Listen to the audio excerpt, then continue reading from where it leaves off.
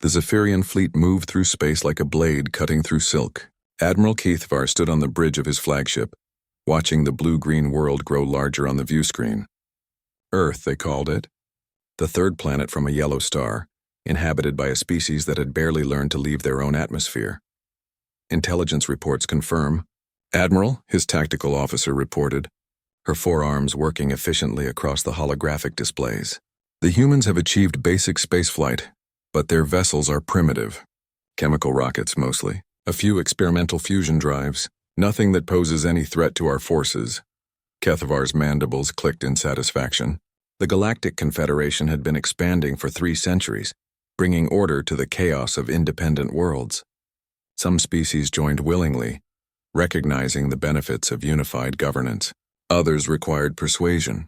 The humans would learn, as all species eventually did, their military capabilities, Kethavar asked, though he already knew the answer from the extensive surveillance reports. Crude kinetic weapons, primitive explosives, and basic energy weapons confined to their planetary surface. No orbital defenses worth mentioning, a few space stations, but they're clearly civilian research facilities. The tactical officer paused, consulting her data. Admiral, this should be the easiest integration in our recent history. The Confederation had protocols for species like this. First, they would disable any military installations from orbit. Then they would land occupation forces in major population centers. The humans would resist initially, but once they saw the futility of fighting against superior technology, they would surrender. Within a generation, human children would learn Confederation standard alongside their native languages, and humanity would take its place as another productive member species. What about their population centers? Kethavar inquired.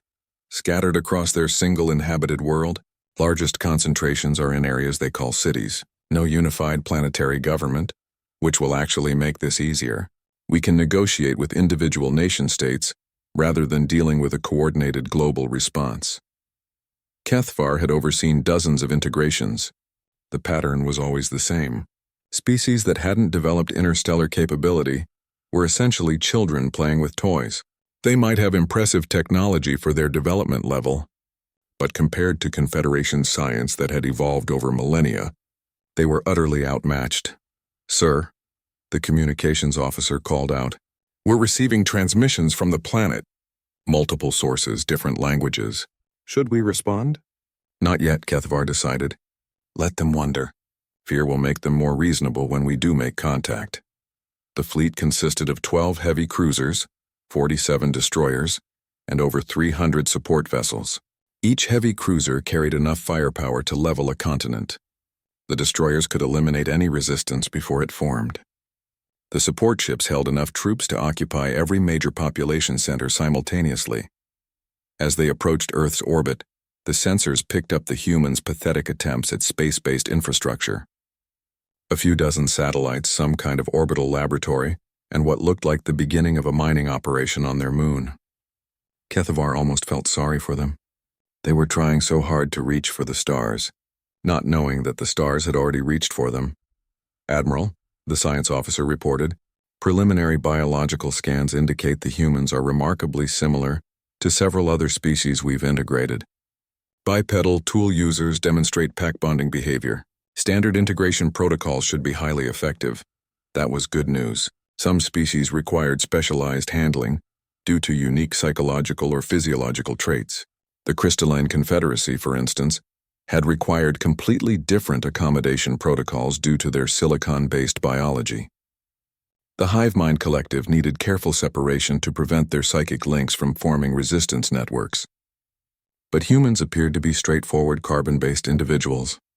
Easy to understand, easy to manage. Take us into high orbit, Kethavar commanded. Begin preliminary scans of military installations. I want a complete tactical picture before we begin operations. As the massive Confederation fleet entered Earth's sphere of influence, human governments around the world went into emergency sessions. Their primitive communication networks lit up with frantic messages. Kethavar watched with mild interest as the humans tried to coordinate a response to something completely beyond their understanding. Sir, the humans are attempting to communicate with us using radio transmissions. Multiple frequencies, mathematical sequences, even something they seem to consider music. Touching, Kethavar said. They're trying to establish peaceful contact. That will make the transition easier. He turned to his fleet coordinator. How long until we're in optimal position for the demonstration? 36 minutes, sir. The demonstration was standard procedure. They would select a small, uninhabited island and remove it from existence using a single focused energy beam from one of the heavy cruisers. Nothing dramatic, just enough to show the humans that resistance was pointless. Usually, this convinced planetary governments to open negotiations rather than force the Confederation to use more destructive measures. Admiral, the tactical officer reported, sensors are detecting some unusual energy signatures from the planet's surface. The humans appear to have more sophisticated technology than initial reports suggested. Kethvar's attention sharpened. Explain. There are several facilities generating power levels inconsistent with their reported technological development. And sir, she paused, double-checking her readings. I'm detecting what appear to be weapon systems. Large ones, hidden beneath the surface in various locations around the planet.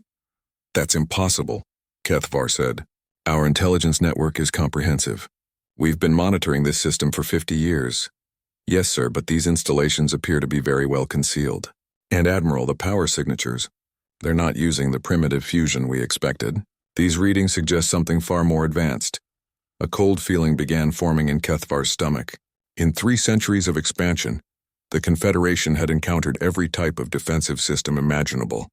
Space-based platforms, orbital mines, energy shields, kinetic bombardment systems, but they had never encountered a species that had successfully hidden advanced military capability from Confederation surveillance. Could they have received outside assistance? He asked. Unknown, sir. But if they have, it would represent a serious intelligence failure. Kethvar stared at the blue-green world on his screen. Something was wrong here. Something was very wrong. But he had his orders, and the Confederation fleet was already committed. In a few minutes, they would find out exactly what the humans had been hiding. Deep beneath the Colorado mountains, General Sarah Chen stood in the command center that officially didn't exist.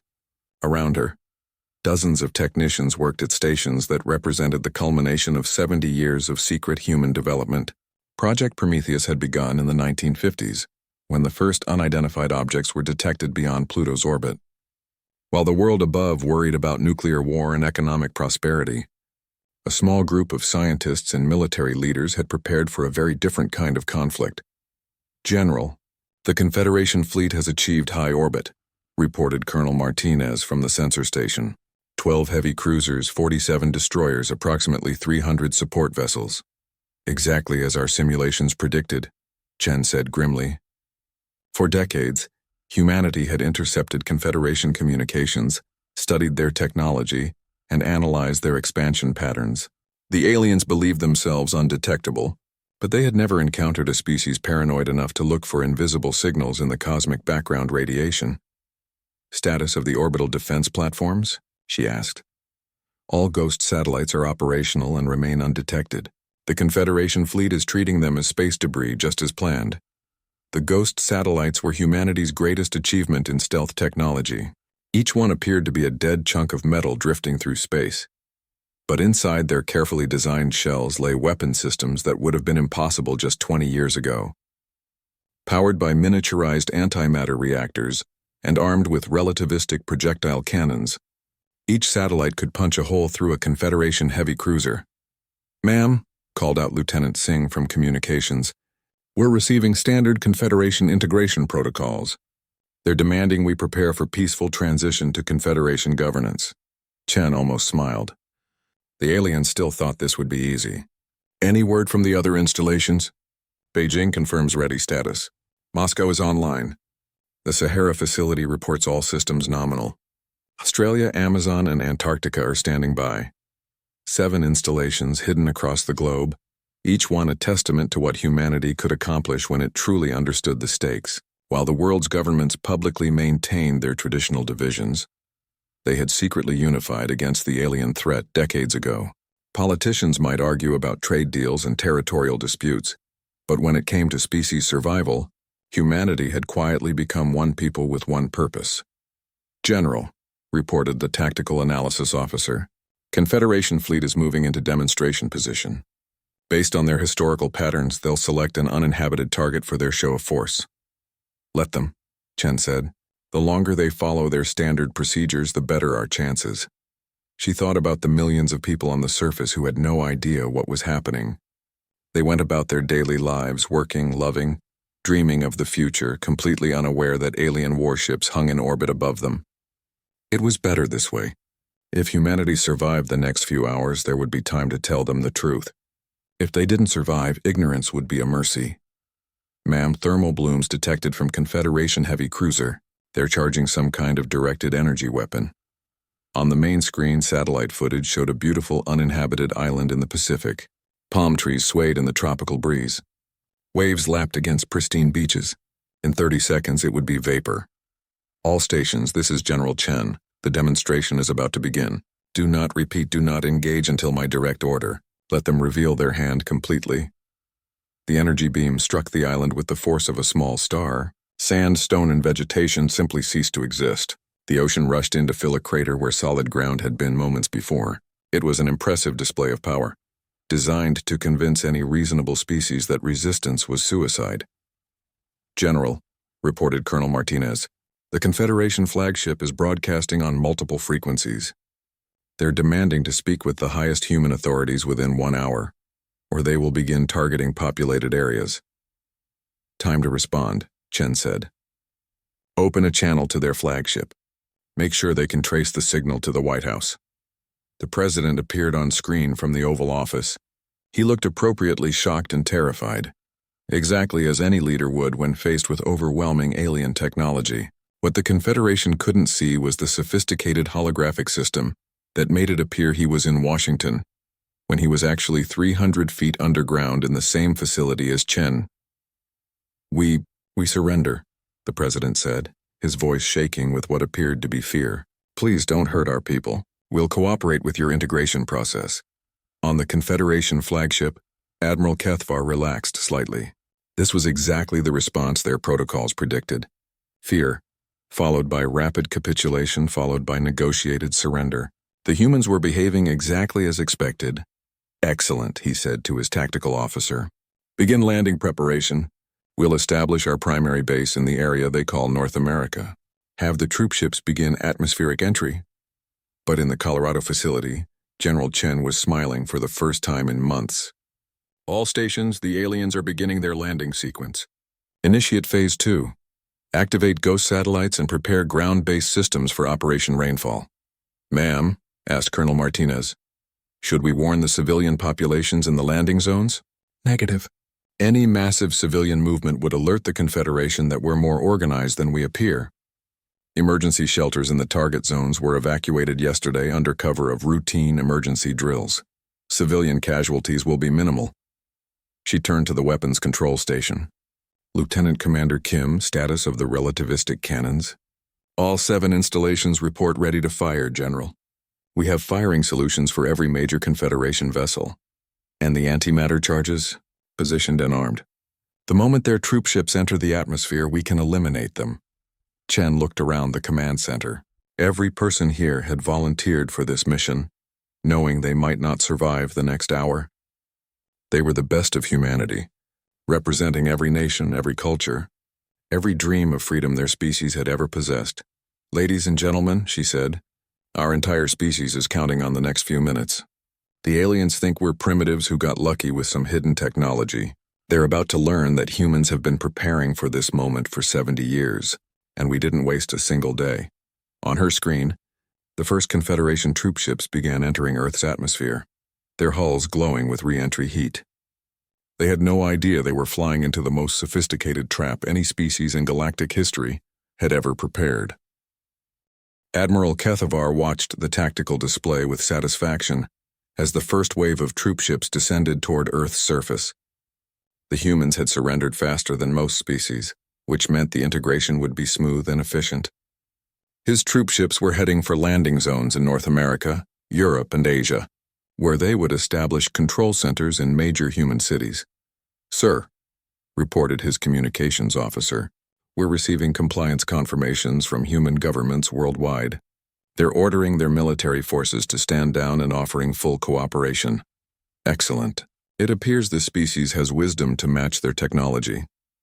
Kethvar turned to his tactical officer. Any signs of organized resistance? None whatsoever, Admiral. Human military forces are remaining in their bases as ordered. We're detecting no weapons charging, no troop movements, no communication between their command structures. They appear to be genuinely surrendering. What the Confederation sensors couldn't detect were the quantum encrypted communications flowing between the human resistance installations. Signals that appeared to be random cosmic radiation actually carried targeting data, timing sequences, and final confirmations. Humanity had learned to hide in plain sight. In the Colorado facility, General Chen watched as the Confederation fleet fell perfectly into position. Every ship was exactly where the simulations had predicted they would be. 70 years of studying alien tactics were about to pay off. All stations report ready, announced Colonel Martinez. Ghost satellites have firing solutions on all primary targets. Ground installations have locks on the troop ships. Chen took a deep breath. In the next few minutes, humanity would either prove itself capable of defending its freedom, or it would be destroyed in the attempt. There was no middle ground. The Confederation didn't allow species to remain independent once they had revealed their military capabilities. Execute Operation Rainfall. All units fire at will. Across Earth's orbit, 43 objects that had appeared to be space debris suddenly came to life. Each ghost satellite had been drifting in space for over a decade. Its systems powered down, its weapons cold, appearing to be nothing more than the remnants of some ancient collision. But inside their carefully designed shells, antimatter reactors fed power to weapons that represented the pinnacle of human engineering. The relativistic projectile cannons fired simultaneously. Metallic slugs no larger than coins accelerated to 90% of light speed in less than a second. At that velocity, each projectile carried the kinetic energy of a nuclear weapon. The laws of physics became humanity's artillery. Admiral Kethvar's first indication that something was wrong came when his flagship's shields flared under impossible impact. The tactical display showed energy readings that made no sense. Then the communications officer screamed, "Admiral, massive energy impacts across the fleet. We're taking fire from unknown sources." "That's impossible," Kethavar snarled. "Our sensors show no weapons platforms." "No ships. Where is the fire coming from?" His answer came as the heavy cruiser Dominant Will simply ceased to exist. The relativistic projectile that struck it didn't just penetrate the hull or damage critical systems. It converted the entire ship into an expanding cloud of superheated plasma. 8,000 Confederation crew members died without even realizing they were under attack. "Evasive maneuvers," Kethavar ordered, but his fleet was already too damaged to respond effectively. 3 more heavy cruisers died in the first volley. 15 destroyers simply vanished from existence. The carefully organized invasion fleet became a collection of burning wrecks and panicking survivors. But the space-based attack was only the beginning. As the Confederation troop ships entered Earth's atmosphere, they flew directly into the second phase of Operation Rainfall. Hidden installations across the planet revealed themselves for the first time in decades. Massive doors opened in mountainsides, revealing weapons that had been built in absolute secrecy. The Antarctic facility emerged from beneath miles of ice. The Sahara installation rose from the desert sands like a mechanical mountain. The particle beam weapons fired in perfect coordination. 7 streams of coherent energy reached up from Earth's surface, each one powerful enough to boil an ocean. The troop ships, designed to handle atmospheric re-entry and primitive ground-based missiles, had no defense against weapons that operated on the same principles as stellar fusion. Lieutenant Commander Sarah Kim watched from her station as the first troop ship disintegrated. Direct hit on target Alpha 7, target destroyed. Beijing reports successful engagement of their assigned targets, called out the communications officer. Moscow confirms all troop ships in their sector eliminated. Sahara installation reports complete success. In less than 60 seconds, 300 Confederation troop ships became 300 expanding fireballs in Earth's atmosphere. The invasion force that was supposed to pacify humanity never reached the ground. Admiral Kethvar stared at his tactical display in disbelief. Half his fleet was gone. The entire ground invasion force was dead, and his sensors still couldn't locate the weapons that were destroying his ships. "Sir," his tactical officer reported, her voice shaking, "I'm detecting new energy signatures. The humans have more installations powering up." She was right. Around the globe, humanity was revealing the true extent of their preparations. Orbital defense platforms that had masqueraded as communication satellites began tracking the remaining Confederation ships.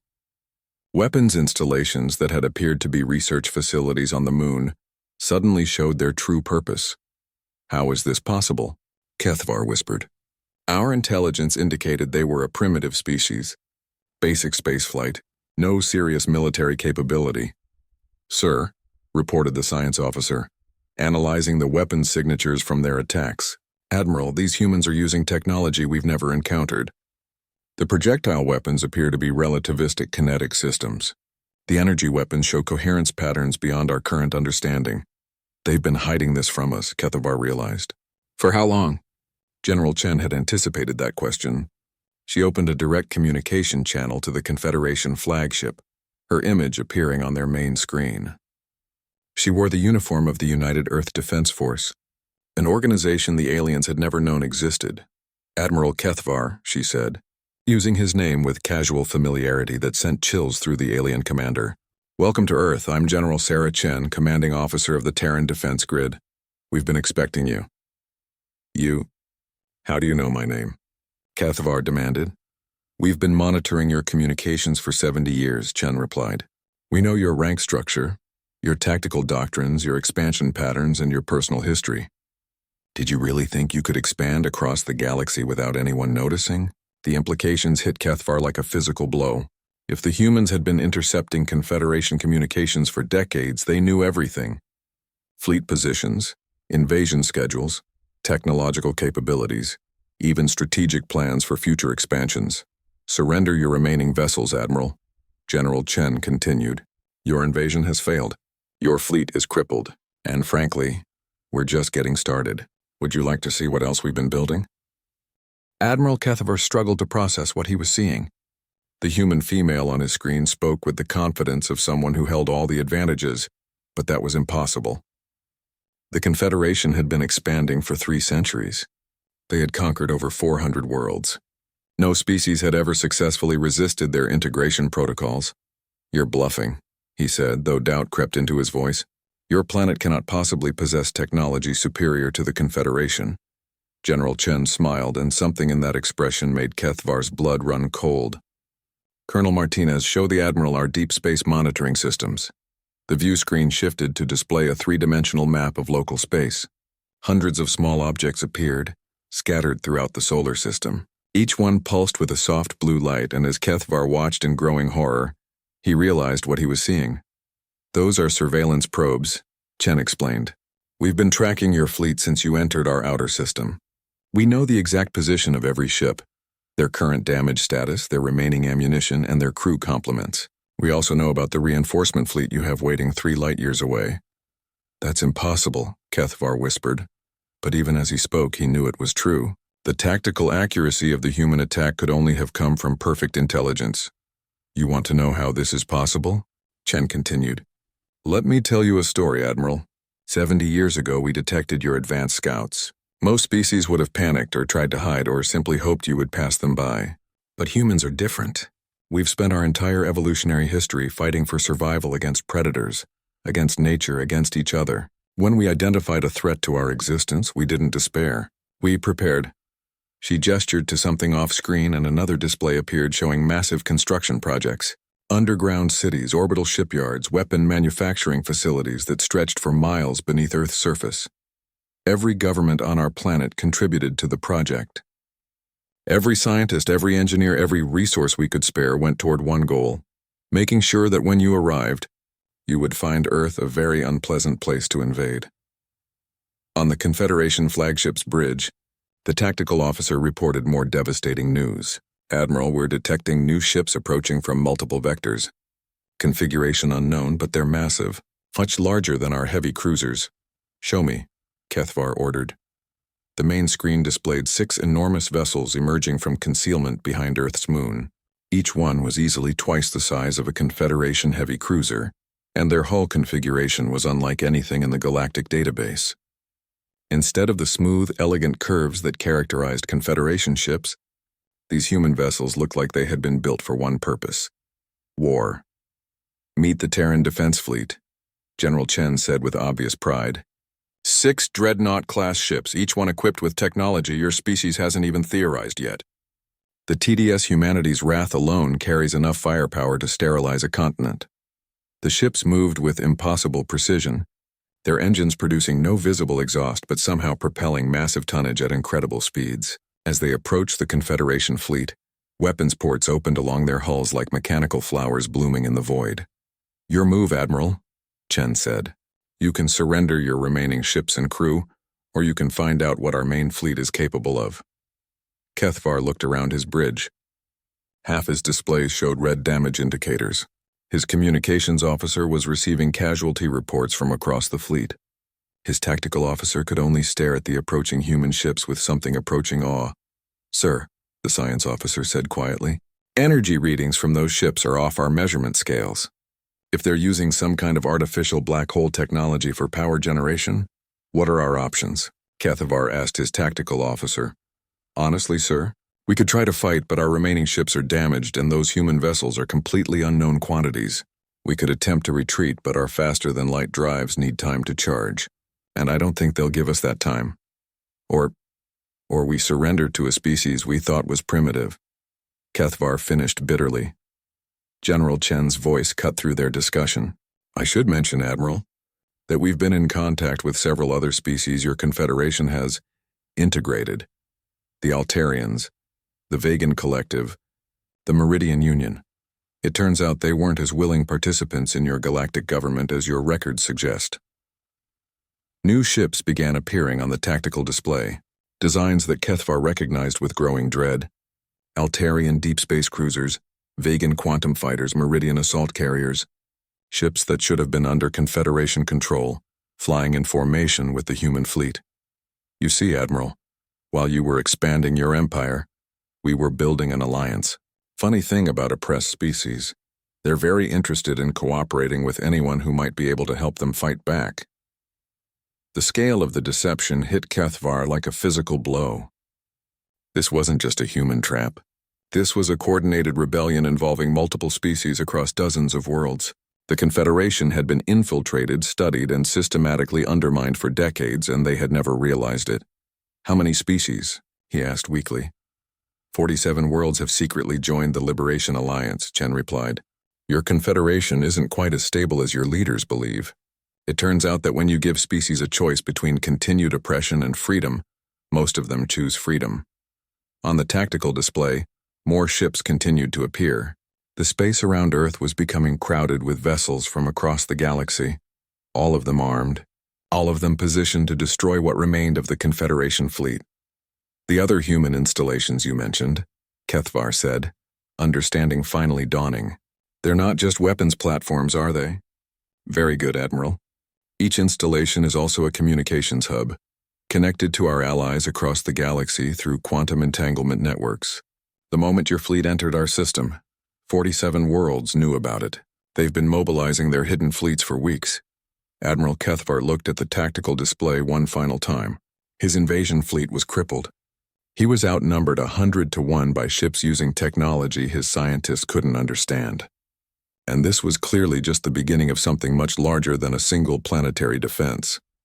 "General Chen," he said formally, "I request terms for the surrender of my fleet." "Terms?" Chen appeared genuinely surprised. "Admiral, you seem to misunderstand the situation. This isn't a negotiation between equals. This is the moment when humanity and our allies inform the Confederation that the age of expansion through conquest is over." She paused, looking directly at him through the screen. "You have one choice, Admiral. Surrender unconditionally, and your crews will be treated according to the standards of civilized warfare. Your ships will be confiscated, your officers will be detained, and you personally will be tried for crimes against sapient species. And if I refuse?" General Chen's smile disappeared entirely. "Then you'll discover that humans have spent 70 years learning to fight a war for the survival of our species. And Admiral, we've gotten very, very good at it." The silence on the Confederation flagship's bridge stretched for nearly a minute as Admiral Kethvar weighed his options. Around him, his officers waited for orders that could determine the fate of thousands of Confederation personnel. But the tactical reality was inescapable. His fleet was crippled, outnumbered, and facing technology they couldn't match. "I require guarantees for the safety of my crew," Kethvar said finally. Of course, General Chen replied immediately. Despite what your propaganda might have told you about primitive species, humans actually have very strict standards regarding the treatment of prisoners. Your crews will be housed in appropriate facilities, fed according to their biological requirements and given access to medical care. Your wounded will be treated by our best xenobiologists, and my officers will be detained pending investigation of their individual roles in Confederation expansion activities. Some of your junior officers may have clean records, others, she paused meaningfully, others will face justice for their actions on conquered worlds. Kethvar understood. The humans had been monitoring Confederation communications for decades. They knew which officers had participated in the subjugation of resistant populations, which ones had overseen forced relocations, which ones had been present during the pacification campaigns that had left entire continents depopulated. I accept your terms, he said heavily. All Confederation vessels, this is Admiral Kethvar. Cease all hostile actions immediately. Power down weapons and prepare for boarding. We are surrendering to the Terran Defense Force. Across the scattered remains of his fleet, Confederation captains began following the surrender protocols. Weapon systems went offline, shields dropped, and airlocks prepared to receive boarding parties. For the first time in 3 centuries of expansion, a Confederation fleet had been decisively defeated by the species they had come to conquer. But General Chen wasn't finished. Admiral, before we proceed with the boarding operations, there's something you need to understand.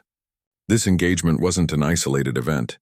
While we've been talking, similar operations have been taking place across 47 star systems. The implications hit Kethvar like a physical blow. You're attacking Confederation bases simultaneously. Not attacking, Admiral, liberating every world that your Confederation has integrated over the past 50 years received advanced warning that today was Liberation Day. Hidden resistance cells that have been preparing for decades activated simultaneously. Orbital defense platforms that your forces never detected came online. Sleeper agents in your occupation forces revealed themselves. She gestured to her communications officer, who began displaying real-time reports from across the galaxy. Star system after star system showed the same pattern.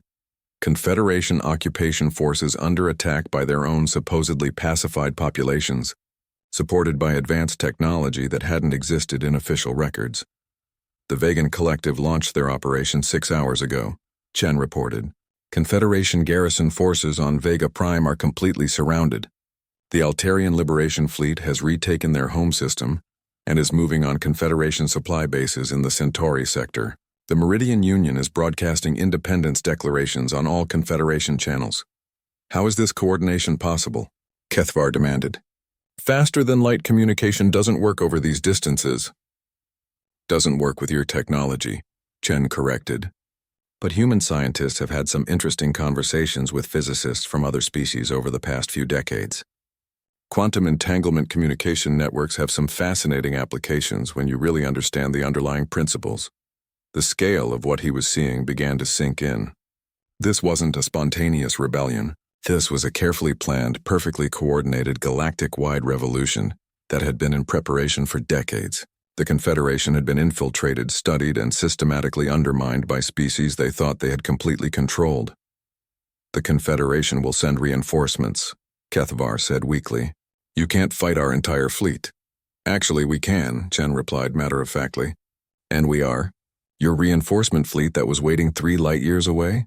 They received new orders this morning, directing them to respond to emergency situations in the Arcturus sector. Orders that came through official Confederation channels properly encrypted with all the correct authorization codes. That's impossible.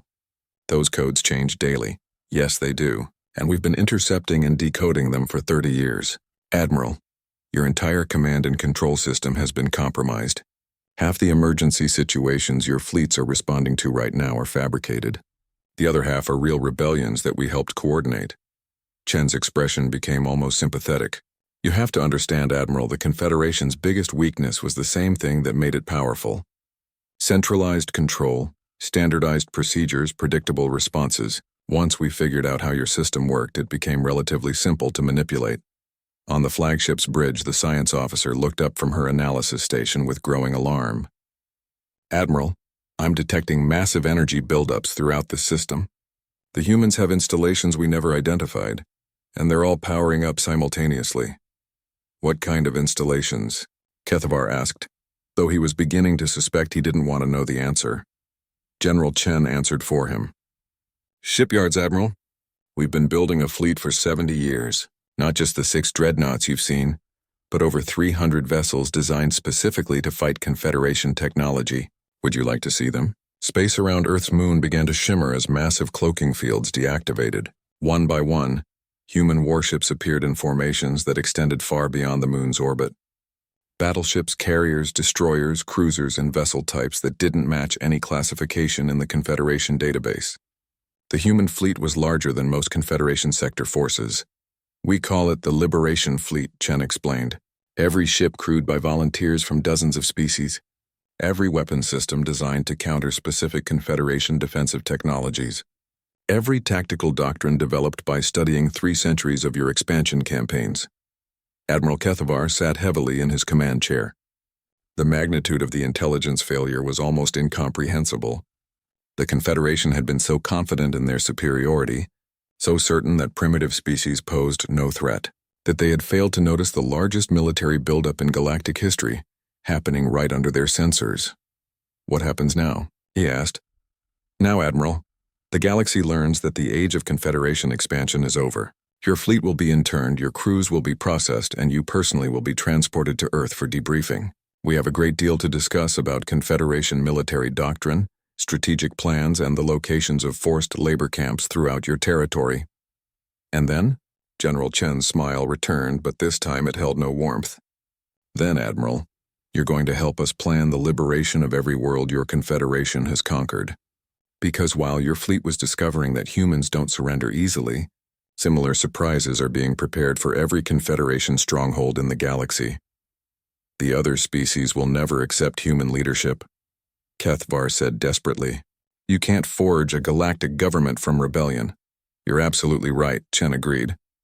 Which is why humans aren't going to lead anything. We're going to do what we do best, Admiral. We're going to fight for everyone else's freedom, then step back and let them decide their own futures. The Liberation Alliance isn't about human dominance. It's about making sure that no species ever again has to choose between freedom and survival. As the first human boarding shuttles approached the crippled Confederation vessels, Admiral Kethavar realized that his species had just encountered something completely outside their experience. An enemy that fought not for conquest but for principle, a species that had spent decades preparing not to rule the galaxy but to free it. 3 months after the Battle of Earth, Admiral Kethavar sat in a comfortable detention facility that bore no resemblance to the brutal prison camps the Confederation operated on conquered worlds. His quarters included a desk, comfortable seating, access to a library of galactic literature, and a window overlooking the Colorado Mountains where humanity had hidden their greatest secrets for 70 years. He was writing his report on human military capabilities when the door chimed. General Chen entered carrying 2 cups of what humans called coffee, and a data tablet containing the latest intelligence summaries. Good morning, Admiral, she said, setting 1 cup near his workspace. I thought you might be interested in the overnight developments. Over the past months, Kethavar had developed a grudging respect for the human general. She had kept every promise made during his surrender. Confederation personnel were treated humanely, the wounded had received excellent medical care, and junior officers with clean records had already been released to neutral worlds. But more importantly, she had been completely honest about the scope of what humanity and their allies had accomplished. How many systems this time? He asked, accepting the coffee. Human beverages had become one of the few pleasures in his current existence. 7 more Confederation strongholds have fallen to local liberation forces, Chen reported, consulting her tablet. The Rigel sector is completely free now. The last Confederation base there surrendered yesterday after the local garrison realized they were outnumbered 50-1. Kethavar nodded grimly. The pattern had repeated across the galaxy with devastating efficiency. Worlds that the Confederation thought were pacified had revealed hidden military capabilities that matched or exceeded Confederation technology. Occupied populations that seemed content with integration had suddenly produced massive resistance armies, equipped with weapons that shouldn't have existed. The supply depot at Wolf 359 was particularly interesting. Chen continued. The station commander reported that his supply shipments had been delivering weapons and equipment to the local resistance for over 20 years. Apparently, our infiltration of your logistics network was more comprehensive than even we realized. How did you coordinate it all? Kethavar asked. It was a question that had haunted him for months. The Liberation Alliance had executed simultaneous operations across hundreds of light years with precision that suggested either impossible communication capabilities or planning that spanned decades. Both. Actually, Chen replied, the planning did span decades. But the coordination was achieved through quantum entanglement networks that connected every resistance cell in the galaxy. When you've had 70 years to prepare, you can accomplish remarkable things. She showed him a star chart on her tablet. Red dots marked former Confederation strongholds.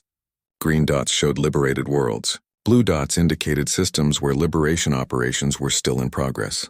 The pattern was unmistakable. The Confederation was losing the war faster than they could respond to attacks. Your high command is trying to consolidate their remaining forces in the core systems, Chen observed, pulling back from the outer territories, abandoning frontier bases, concentrating their fleets around the most strategically important worlds. It's the only logical response, Kethavar admitted. Spread across the galaxy, our forces are vulnerable to the kind of coordinated attacks you've been launching. Concentrated, they might be able to hold key systems until reinforcements can be organized. Except there won't be any reinforcements, Chen said gently. Admiral, your shipyards have been sabotaged, your supply lines have been cut, and your recruitment centers on occupied worlds are no longer producing volunteers. The Confederation has been consuming resources faster than they can replace them for decades. They just never noticed because they kept conquering new worlds to exploit. She brought up another display showing economic data, resource extraction rates, manufacturing capacity, fleet maintenance requirements. The numbers painted a picture of an empire that had been living beyond its means for centuries. The Confederation expansion model only works when you can keep conquering new worlds to feed the system, she explained. But we've cut off that expansion. No new conquest means no new resources, and maintaining control over hundreds of rebellious worlds requires enormous military expenditure. Kethavar studied the economic projections with the eye of someone who had spent his career managing military logistics. The implications were staggering. The Confederation is bankrupting itself trying to suppress the rebellions. Exactly. Even if they could win every battle from now on, which they can't, they don't have the economic base to sustain a galactic war. Every month they fight, they get weaker. Every month we fight, our coalition gets stronger. Because your alliance isn't built on exploitation, Kethavar realized. Each liberated world becomes a contributor rather than a resource to be drained. The Altarians are brilliant engineers, Chen confirmed. The Vegans have perfected hydroponic agriculture that can feed entire planets. The Meridians understand energy systems that we're still trying to comprehend. When species work together voluntarily, they accomplish things that forced cooperation never could. She stood and walked to the window, looking out at the mountains that had hidden humanity's greatest secret. You know what the ironic part is, Admiral? The Confederation could have had all of this peacefully if you had approached other species as potential partners instead of subjects to be conquered. You could have built something magnificent. The Confederation Council would never have agreed to such an arrangement, Kethavar said. They believe in the superiority of our civilization. The idea that primitive species might have valuable contributions would be unthinkable. And that attitude is exactly why you're losing this war, Chen replied. You dismissed species as primitive without bothering to understand what they were really capable of. You assumed that superior technology meant superior wisdom. You confused military strength with moral authority. She turned back to him with an expression that held something approaching pity. The Confederation has spent 3 centuries proving that it's possible to conquer the galaxy. We're proving that it's possible to free it. History will judge which was the more difficult accomplishment. A soft chime from Chen's communicator interrupted their conversation. She activated the device and a holographic image of President Harrison appeared. General Chen, I'm sorry to interrupt, but we've just received a priority communication from the Confederation High Council. They're requesting a ceasefire in negotiations. Chen and Kethavar exchanged glances. After months of steadily losing territory and resources, the Confederation was finally ready to discuss terms. What are they offering? Shen asked. Complete withdrawal from all contested systems in exchange for guaranteed security for core Confederation worlds, the President replied. They're willing to recognize the independence of any world that chooses to leave the Confederation. And in exchange, they want assurance that Liberation Alliance forces won't pursue them into their remaining territory. Essentially, they're proposing to divide the galaxy into Confederation space and free space. General Chen looked at Admiral Keithvar thoughtfully. What do you think, Admiral? Would the High Council honor such an agreement? Keithvar considered carefully. The question wasn't just about military strategy. It was about the fundamental nature of the civilization he had served his entire life. Honestly, they would honor it as long as they felt they had no choice. But the moment they rebuild their strength, they would begin planning new expansion campaigns. That's what we thought too, Chen said. She turned back to the President's hologram. Please relay our response to the High Council. The Liberation Alliance is prepared to discuss terms, but not a division of the galaxy. We want complete Confederation withdrawal from all occupied worlds, reparations for the species they've displaced, and fundamental changes to their government structure. General, the President said carefully, they're not going to agree to regime change. General Chen smiled, and Admiral Keithvar recognized the expression he had learned to fear. Mr. President, they don't really have a choice, but we're going to give them one final opportunity to choose surrender over destruction. After that, she shrugged. After that, we finish what they started when they decided to invade Earth. 1 year after the Battle of Earth, the Confederation High Council met an emergency session aboard their mobile command station, hidden in the depths of interstellar space. The grand chamber that had once hosted victory, celebrations now echoed with desperate arguments as the last free. Leaders of a crumbling empire debated their final options. High Counselor Vexathera stood before the massive tactical display that showed the true scope of their losses. Of the 437 worlds that had comprised the Confederation at its height, fewer than 60 remained under their control. The rest had either joined the Liberation Alliance or declared independence with Alliance support. The humans' latest ultimatum arrived this morning, she announced to the assembled council. Complete surrender and dissolution of the Confederation government, or they will proceed with what they call final liberation operations against our remaining worlds. Impossible. Council member Zekton slammed his manipulator appendage against his desk. The Confederation has ruled this galaxy for 3 centuries. We cannot simply dissolve our civilization because a handful of primitive species got lucky. Lucky? High Counselor Vexathera's voice carried a bitter edge. Council member Zekton, they outmaneuvered our fleets, infiltrated our command structure, corrupted our intelligence networks, and coordinated the liberation of 377 worlds simultaneously. If this is luck, then we are the unluckiest species in galactic history. She activated the display showing the current strategic situation. The remaining Confederation worlds formed a small cluster in the galactic core, completely surrounded by Liberation Alliance territory. Their supply lines had been cut. Their shipyards were operating at 15% capacity. Their military forces were outnumbered 20-1.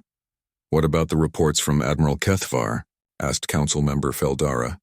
His intelligence briefings from human captivity. Surely we can use that information to mount an effective counterattack. Vexathera almost laughed. Admiral Keithvar's reports confirm what we should have realized months ago. The humans have been studying us for 70 years. They know our technology better than we do. They know our tactics, our psychology, our political structure. They've been planning this war longer than some of our council members have been alive. She brought up a new display showing the Liberation Fleet's current positions. Massive human dreadnoughts formed the core of a fleet that included vessels from dozens of species, all of them armed with technology that exceeded Confederation capabilities. But more disturbing than their military strength was their strategic patience. They're not even attacking us directly, Vexathera continued. They're simply waiting. Every day we delay surrender. More of our remaining worlds request to join the Alliance. Our own populations are abandoning us voluntarily. It was true. The Confederation's remaining worlds were experiencing massive civil unrest as their populations learned the truth about the Liberation Alliance. Instead of the chaotic war zone that Confederation propaganda had predicted, liberated worlds were prospering. Trade flowed freely between Alliance systems. Scientific collaboration had produced technological advances that benefited everyone. Former enemies worked together on projects that improved life for billions of beings. The Altarian terraforming project has restored 6 dead worlds to full habitability, reported Council Member Jex Vara, reading from Intelligence Updates. The vegan agricultural programs have eliminated hunger on 17 worlds. The Meridian energy systems are providing unlimited clean power to entire star systems. And the humans? Zekton demanded. What are the humans getting from this alliance? What's their real agenda? Vexithara brought up surveillance footage from liberated worlds. In system after system, the pattern was the same. Human military forces would secure the area. Human engineers would help rebuild infrastructure. Human diplomats would facilitate negotiations between former enemies. And then, once the world was stable and self-governing, the humans would leave. As far as our intelligence can determine, she said slowly, the humans appear to want exactly what they claimed. The freedom to exist without external interference and the same freedom for everyone else.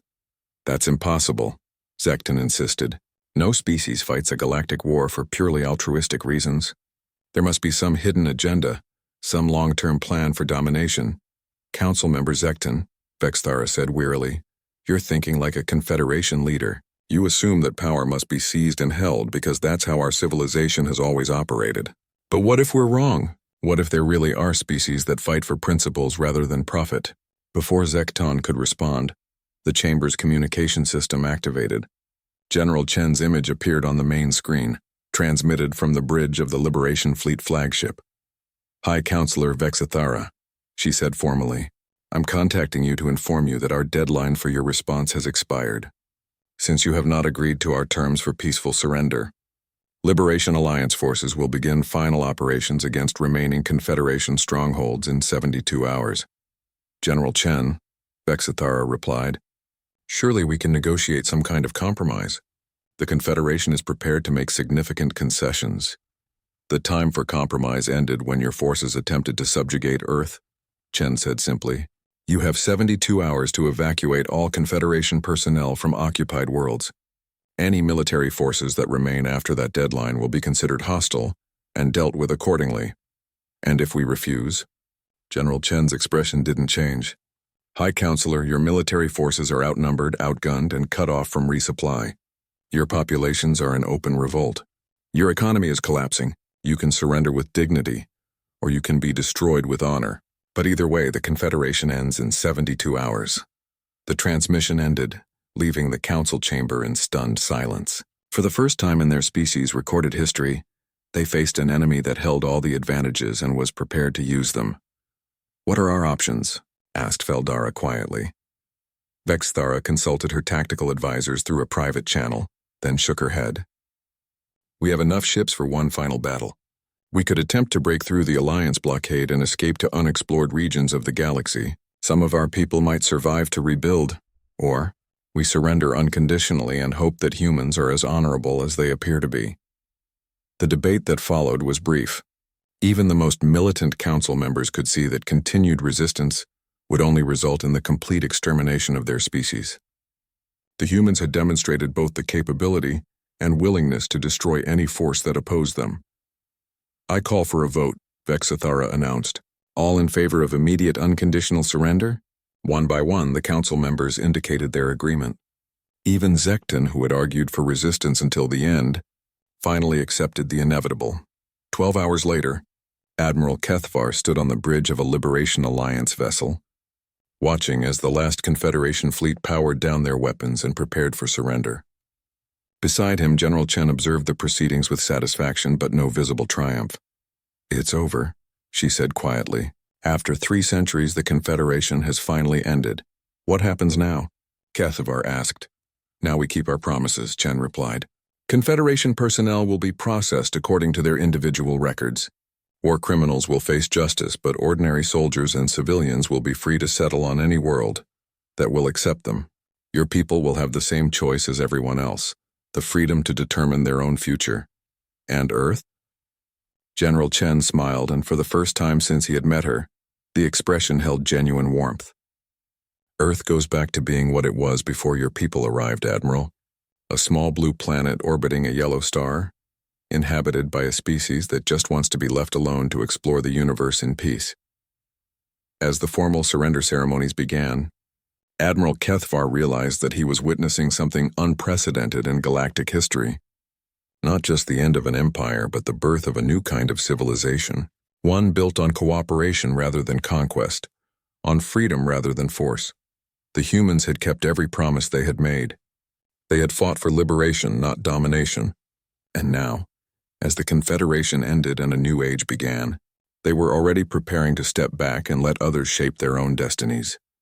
For a species that had been dismissed as primitive, Admiral Kethvar thought they had proven remarkably wise about the things that truly mattered.